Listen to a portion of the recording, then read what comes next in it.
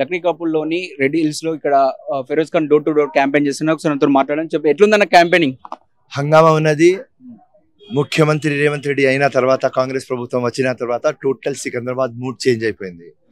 And 10 years BRS కానీ BJP కానీ anti incumbency ఉన్నది. వాదా చేసిన ఒక స్కీమ్ కూడా అమలు కాలేదు.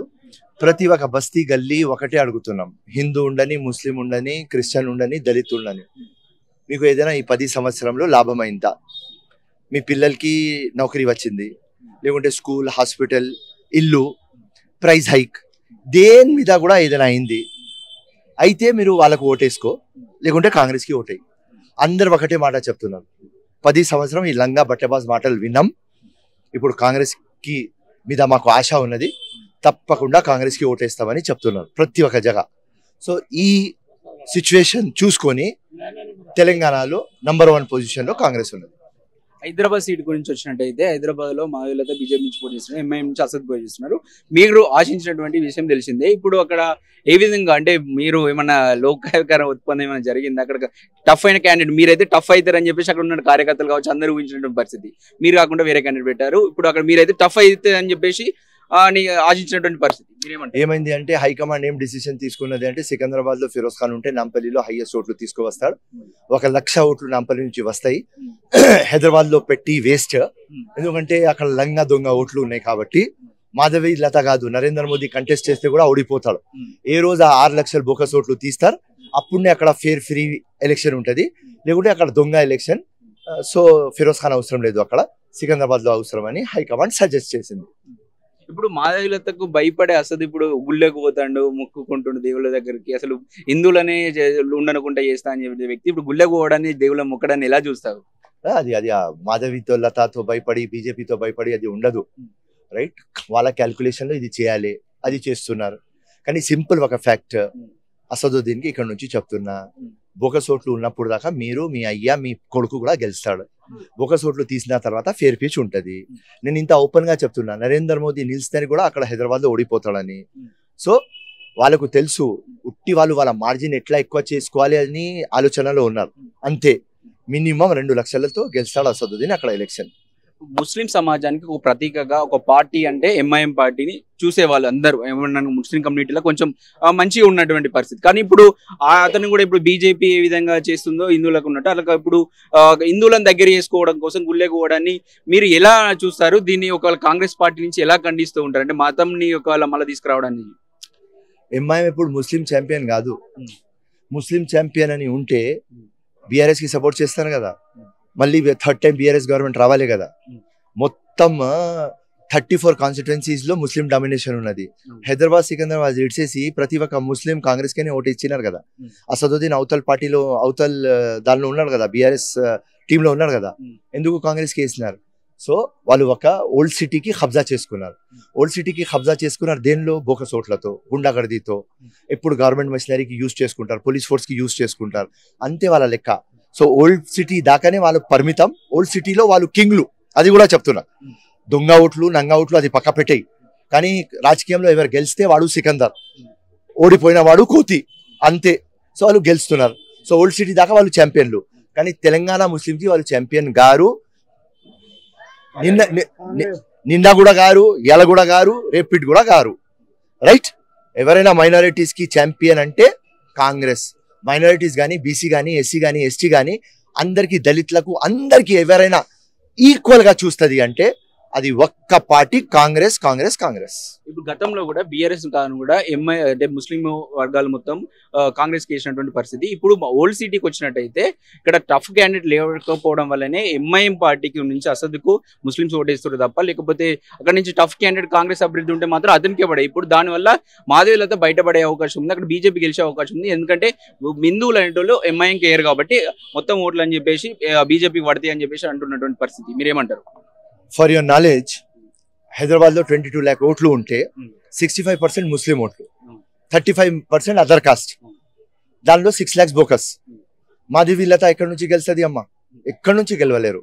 మీరు టఫ్ క్యాండిడేట్ పెట్టలేకపోతారు కదా అక్కడ నుంచి. ఇప్పుడు మీకు పడే హిందూ ఓట్లన్నీ అటు ఒక 1 side కన్వర్ట్ అయిపోతుంది. విను హైదరాబాద్ లో నరేంద్ర మోదీనే గెలవడు అన్న, ఫిరోజ్ ఖాన్ ఉండి ఏం పీక్తాడు అక్కడ? ఆ బోకస్ ఓట్లు తీసిన తర్వాత ఫిరోజ్ ఖాన్ హవా ఉంటది. ఇక్కడ 4 సార్లు ఎలక్షన్ ఓడిపోయినా, దేనికోసం ఓడిపోయినా ఎమ్మెల్యే బోకస్ ఓట్లు అని. ఫస్ట్ బోకస్ ఓట్లు అంటే ఎవరు నమ్మలేదు. ఏదో ఇప్పుడు ఓడిపోయినాడు కదా పిచ్చిలాగా కుక్కలాగా మొరుగుతున్నారని చెప్పినారు నాకు. దాని తర్వాత అందరికీ అర్థమైపోయింది. ఇప్పుడు ఓపెన్ సీక్రెట్. మా అమ్మ కలిసి కూడా ఒకటే మాట అనేది నాకు, నేను కలిసినప్పుడు, ఫిరోజ్ ఖాన్ నెక్స్ట్ టైం నువ్వు తప్పకుండా గెలిచావా, మన ప్రభుత్వం కదా, బోకస్ ఓట్లు తీసేయి, మొత్తం సాఫ్ సుథరా చేసుకోను, 100% నువ్వు 25,000 ఓట్లతో గెలిచావా అని మా అమ్మనే చెప్తుంది. సో ఇట్లా ఆఫ్ఘానా మేము తెచ్చినాం. 100% నెక్స్ట్ టైం బోకస్ ఓట్లు ఉండవు. మా పార్టీ వచ్చింది కాబట్టి. హైదరాబాద్ నుంచి కూడా బోకస్ ఓట్లు మేము తీసేది, కానీ నేను మొత్తం ప్రూఫ్లు ఇచ్చిన, కానీ నోటిఫికేషన్ వచ్చింది, దానిలో మొత్తం సిస్టమ్ హ్యాండిక్యాప్ అయిపోయింది. దానికోసమే బోకస్ ఓట్లు ఉన్నాయి, కానీ ఫ్యూచర్ లో బోకస్ ఓట్లు ఉండవు. ముస్లిం సమాజానికి ఏం సందేశం ఇస్తారు? ఇక్కడ ఓల్డ్ సిటీలో ఎవరు అసలు రానివ్వరు, అక్కడ డెవలప్మెంట్ విధంగా చాలా వెనుకబడి ఉన్నటువంటి ప్రాంతంగా అనిపిస్తూ ఉంటాయి. ఇక్కడ చెత్త కావచ్చు, మురికి కాలనీస్ కావచ్చు, వాళ్ళకు అలాంటివి మారాలంటే ఎవరు గెలిస్తే బాగుంటుందని మీరు చెప్తారు? టోటల్ ఓల్డ్ సిటీకి ఇలా బ్లాక్ లిస్టర్ చేస్తున్నారు, మొత్తం ఓల్డ్ సిటీ సర్వనాశం చేస్తున్నారంటే ఎంఐఎం పార్టీ. అక్కడ ప్రజలకు అవగాహన మనం తీసుకురావాలి. ఎందుకంటే అక్కడ బీతతనం ఉన్నది. ఫైనాన్షియల్ గా, ఎడ్యుకేషన్ గా, సోషలీ మొత్తం బ్యాక్వర్డ్ ఉన్నారు. వాళ్ళకు అర్థం కాదు. అండ్ వీళ్ళ గుండరాజ్. సో బోకస్ ఓట్లు తీసేదాకా వేరే పార్టీ గెలవలేరు. గెలిచిన తర్వాత అవగాహన తీసుకురావచ్చు. గెలిచిన ముందు ఈ పబ్లిక్ కి అవగాహన మనం ఓల్డ్ సిటీలో తీసుకురాలేం. ఇక్కడ చూస్తా ఉంటే ఎంఐఎం అసలు గెలవాలనే బీజేపీ కోరుకుంటారు. ఎందుకంటే ఒక క్యాండిడేట్ కావాలి వాళ్ళకు అపోజిషన్ చూపించడానికి, అందుకని చెప్పేసి వాళ్ళని గెలవాలని కోరుకుంటారు. మాధవీలతను మీరు ఏ విధంగా పెట్టారు అని చెప్పేసి మీరు అనుకుంటున్నారు? మాధవీలత బీజేపీ క్యాండిడేట్ అంటే బీజేపీకి మేము జీవితంలో ఒక ఓటేయం, కానీ మాధవీలత ఒక మహిళ. అండ్ మహిళలకు గౌరవం ఇచ్చే ఒక వ్యక్తి ఫిరోజ్ ఖాన్. నా అమ్మ మహిళ. దేవుడి తర్వాత ఎవరికైనా పూజిస్తా అంటే మహిళకి పూజిస్తా నేను. సో ఆ మహిళ కష్టపడుతుంది, కానీ పాపం బోకస్ పీస్ లో ఉన్నది. పాపం ఎంతైనా గట్టి మాట్లాడితే, ఎంతైనా చేస్తే కూడా ఆ బోకస్ ఓట్లో గెలవలేరు. మాధవీలత మంచి బ్యాట్స్మెన్, కానీ పిచ్ బాగాలేదు. సుర్సుర్ బత్తి వస్తుంది, బోల్డ్ అవుతుంది, లెగ్ బిఫోర్ అవుతుంది. పాపం మాధవీలత ఏం చేస్తుంది అమ్మ? సో సిస్టమ్ లో ఫేర్, ఫ్రీ, ట్రాన్స్పరెంట్ ఎలక్షన్ కావాలి. సింపుల్. అప్పుడే కరెక్ట్ క్యాండిడేట్ అక్కడ గెలుస్తాడు. లేకుంటే ఆ దొంగ ఓట్లతో ఆ పార్టీ గెలుస్తుంది. ముస్లిం సంబంధించిన అక్కడ ఓల్డ్ సిటీకి సంబంధించినటువంటి సమాజానికి మీరు ఏం చెప్తారు? ముస్లిమ్స్ వాళ్ళకు అవగాహన రావాలి అంతే. ఎవరు మంచి పని చేస్తున్నారో వాళ్ళకు ఓటు ఇవ్వాలి. మీ గుండెలో పెట్టుకొని ఆలోచించుకోవాలి. ఎవరు మనకు బాగు చేస్తారు? బీఆర్ఎస్, బీజేపీ, ఎంఐఎం, లేకుంటే కాంగ్రెస్. నీ మనసు ఏం చెప్తుంది, దానిలో ధైర్యం చూపించాలి. లోపల రావాలి. లోపల వచ్చిన తర్వాత నువ్వు ఈవీఎం మీద నొక్కినప్పుడు నీకు దేవుడికి 3 మంచికి ఎవరికి తెలియదు. భయపడకండి. వాళ్ళు చెప్తారు అక్కడ. ఏం చెప్తారు? నువ్వు ఎక్కడ ఒత్తుతావా కదా, మాకు తెలిసిపోతుంది అని చెప్పి భయపడిపిస్తారు. ఆ భయంలో రాకండి. ఈవీఎంలో బటన్ ఒత్తిన తర్వాత ఎవరు అయ్యాకి కూడా తెలియదు. వాళ్ళకు ఓటు వేస్తామని చెప్పు, లోపల పో. మీకు ఎవరు నచ్చితే వాళ్ళకు ఓటేయి. ఎవరు మంచోడు, ఎవరు మీకు రాత్రి పగలు అండగా ఉంటాడు, ఏ పొలిటికల్ పార్టీ మాట చెప్పిన తర్వాత మీకు ఉంటది, అట్లాంటి ఒక పార్టీకి ఓటేరా భయ్. కళ్ళు మూసుకొని మీరు మీ జీవితం మొత్తం పాడు చేసుకున్నారు, మీ పిల్లల జీవితం పాడు చేసుకోకండి అని నా మెసేజ్ వాళ్ళకు. ఓల్డ్ సిటీలో మీరు ప్రచారం చాలాసార్లు చేసినప్పుడు గతంలో కావచ్చు, మీ మీద కొంచెం దాడి చేసే ప్రయత్నం చేసేది అక్కడ ఎంఐఎం పార్టీ. కానీ ఇప్పుడు మాత్రం మాధవీలతను మాత్రం ఎలాంటి ఇబ్బంది పెట్టకుండా ఫ్రీగా గలీ తిరుగుకుంటూ ఫ్రీగా క్యాంపెయినింగ్ చేసుకొని ఇస్తారు. మీరు ఏమంటారు? మాధవీలత డీసెంట్. ఫిరోజ్ ఖాన్ అట్లా కాదు కదా. ఫిరోజ్ ఖాన్ ఒక బాహుబలి, అమ్మ అక్క చేసే వ్యక్తి. సో తప్పకుండా వాళ్ళకు నేను రచ్చగొడతా, వాళ్ళు నా దగ్గర వస్తారు. ఇది డ్రామా మాది ఉంటది. సో మాధవీలత డీసెంట్ కాబట్టి పాపం తిరుగుతున్నది అంతే.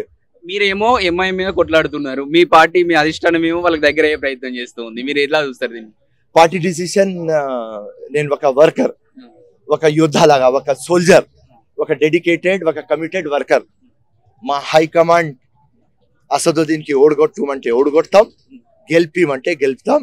ఒక కమిటెడ్ సోల్జర్ కాబట్టి, కమిటెడ్ వర్కర్ కాబట్టి హైకమాండ్ విజ్డమ్ కి నేను మ్యాచ్ గాను. వాళ్ళు ఎందుకు డిసిషన్ తీసుకునే కాదు. ఒక ఎల్ఓసి మీద ఒక సోల్జర్ ఎట్లా ఉంటాడు, కొట్టుమంటే కొడతాడు, లేపుమంటే లేపుతాడు. అదే ఫిరోజ్ ఖాన్. దేశం ఎంత గొప్ప, పార్టీ ఎంత గొప్ప అంటారు. 100%. ఒక మనిషి కంటే గొప్ప పార్టీ, పార్టీ కంటే గొప్ప ఒక దేశం.